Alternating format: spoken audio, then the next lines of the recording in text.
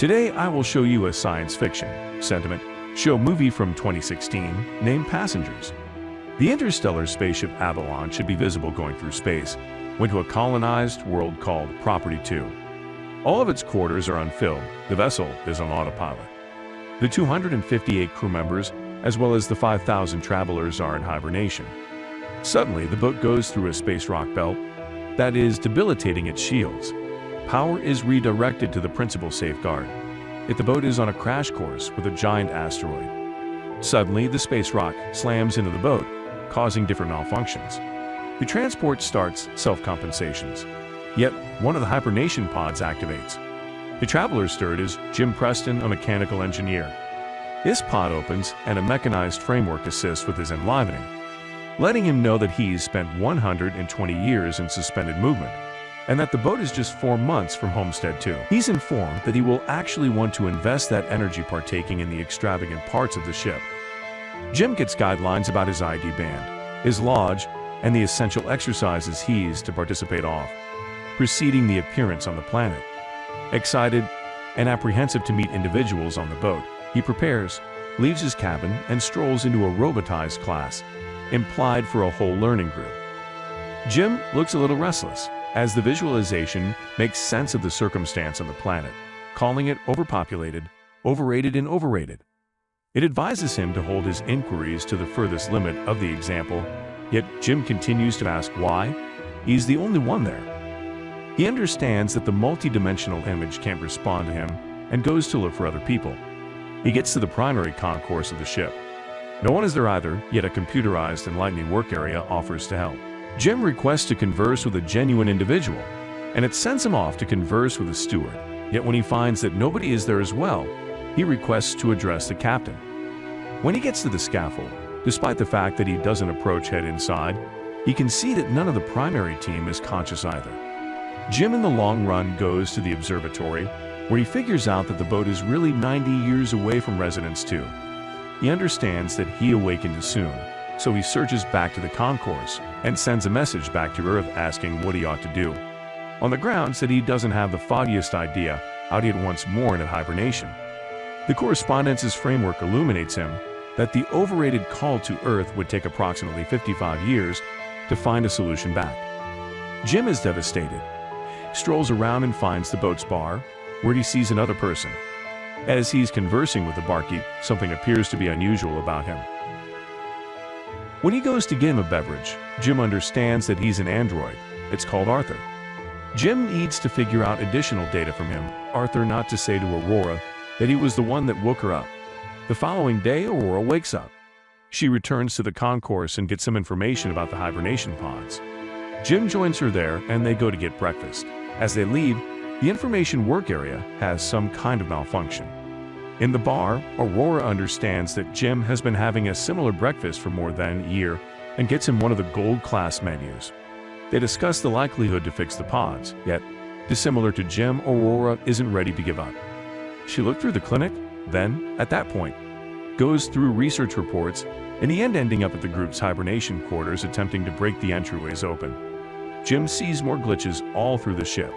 Some time later, Aurora mourns about her life on the Avalon. She composes, runs around the boat, and swims in the pool, turning out to be increasingly more aware of her situation. She goes to the bar to talk with Jim, imagining that his story may be interesting. She inquires as to why he moved to the colony. Jim replies with trademarks from the organization first. However, at that point, further makes sense of that he hopes that on the new world he could be someone. He could fabricate a life.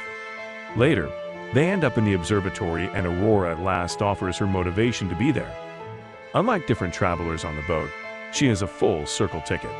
Her thought was to go to State 2, live there for a year and return to Earth, to become the first colonist that has at any point done that, composing the best story that ever was. Aurora gradually abandons figuring out how to fix their ebb and flow quandary, and Jim figures out a method for cheering her up. He kicks her moving to the film and to the b-ball court. Lastly, he takes her to the bar to meet a Tad, until she recollects their situation. Jim is abandoned with the android, regretting how he's treated her. The next second, he's seen fiddling with something, and in the other Aurora strolls into the observatory, They find a small the Chrysler building he made for her. Some time later, they go out on the town at the bar. They have coffee shop and offer tales about their lives. She lets him know that her dad kicked the bucket when she was a teenager. After the supper, Jim takes Aurora to the sealed area and they get into the spacesuits. They go out for a spacewalk together. Jim at long last has somebody to share that superb experience with. Jim turns off the magnets on their boots and they float together in space. They return inside and promptly kiss, retreat to his lodge, and rest together.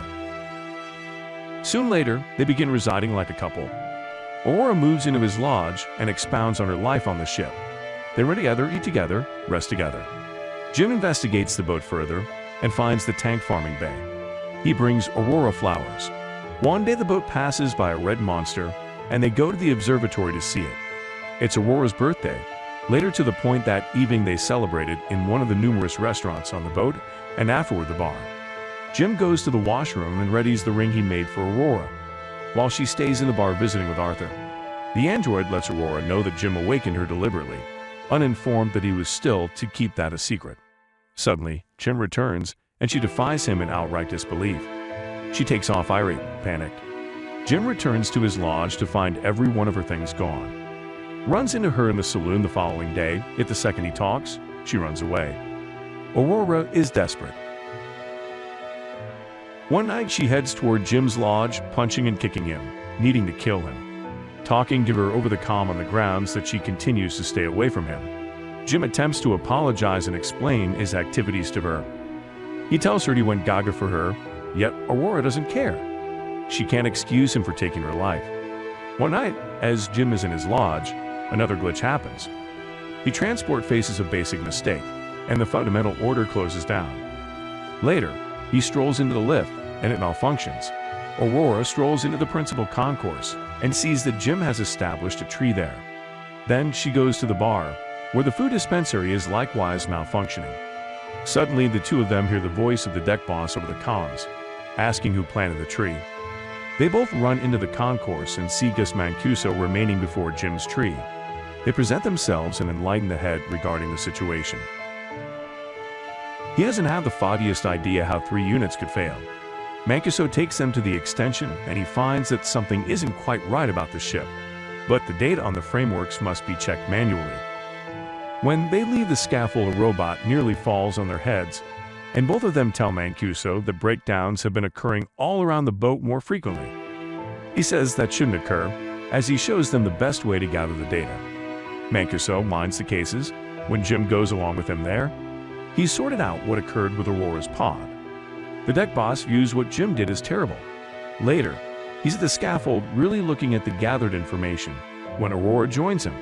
They discuss what occurred with her unit, yet he tells her that he can't do anything about it. Jim strolls in with the 16th broken robot. Mancuso feels the hibernation disorder, so he goes to rest, yet as he leaves, he coughs out blood. That night, Aurora can't rest, so she goes for a swim. Suddenly, there's gravity misfortune all through the boat, and she begins suffocating as the water from the pool moves with her. The gravity drive resets, and she scarcely makes it out alive. They both run into one another going to find Mancuso. The 3 of them are once again at the scaffold, gradually finding what has been going on with the ship. Mancuso sorts out that something happened a long time back, taking out a significant system. They need to find and fix what has caused the disappointment, in light of the fact that the whole boat is trying to the slack. If they don't fix it, the whole vessel will be stranded. They go to track down the issue, yet Mancuso swoons, so Jim and Aurora take him to the infirmary. He's withering, and there are no therapies that can stop it or delay the time he has left. Sometime later, them 3 meet in the observatory. Mancuso gives Jim his ID armband, advises them to fix the boat, and quickly perishes. Suddenly, the lights change to a disturbing red, and the boat begins shaking. Jim lets Aurora know that he really wants her assistance, and they run toward designing. Yet there's another failure in the gravity drive, and immediately another that distresses Arthur as well. Jim deactivates him. They at long last show up in designing and begin searching for the problem. They find it in the influence plant, and as they open the lid, Aurora gets sucked in. The space rock has caused a break in the structure in that area. Jim gets sucked in as well, yet he clutches the trapdoor as it continues to close on him. Eventually, he gets sucked in as well, yet they rapidly figure out how to seal the breach. Instantly subsequent to fixing that issue, Jim understands that there is more than one break in the hull. The two of them follow the direction of the meteor and find that it has stirred things up around town computer. Jim figures he can find new parts for it. They track down the part and change it, yet the method involved with venting the reactor still fails. They do it physically, yet it bombs again. Jim sorts out that he wants to open the vent entryway from beyond the boat, so they can cool the reactor down. Both of them go to the isolated space, and as he's preparing to go out, he gives Aurora Mancuso's bracelet, in light of the fact that he probably won't come back. She assists him with the suit, and as he strolls into the sealed area, she advises him to come back, because she can't reside on the boat without him. Aurora returns to the reactor, where the temperature has hit basic heights. A bolt from the reactor impels into her arm, as Jim is drawing nearer to the vent from the outside and sees the door. The temperature climbs in the reactor room, while he is attempting to sidestep the vent door to open it. Before long understands that he'll need to physically hold the entryway open so the reactor can vent, and he tells Aurora she could do without the arrangement, yet he precedes it and advises her to vent the reactor. She doesn't believe he should bite the dust, and they contend. Yet he tells her that they need to save the other individuals, and she vents the reactor. The cycle is effective, yet the exhaust from the reactor drives Jim away and breaks his tether. The tension in his suit is dropping too.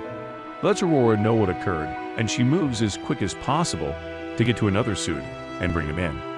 He apologizes to her again. She gets into a suit and flies out to get him, yet her tie is excessively short. She's pulled back, yet out of nowhere takes hold of his tie and figures out how to pull him in. Aurora hauls Jim into the hospital, just to figure out that he's as of now dead. She utilizes Mancuso's wristband to supersede the clinical conventions and to revive him. The clinical unit accomplishes the work naturally and resuscitates Jim. Aurora pardons him. Later, Aurora fixes Arthur, and they give Mancuso a legitimate space burial. Jim takes her to the hospital and advises her that he's figured out how to utilize the clinical pod as a hibernation one. He advises her to get inside the unit and brave the remainder of the excursion in there. But, as is subsequently uncovered, she declines and chooses to remain with him, conscious on the ship. Jim at last proposes to her, and they carry on without their lives on the ship. 88 years after the fact, the Avalon shows up on property too. The group awakens and tracks down the boat in an exceptionally unforeseen state. Aurora leaves them a message, retelling the narrative of the existence her and Jim had on the ship while the rest were resting.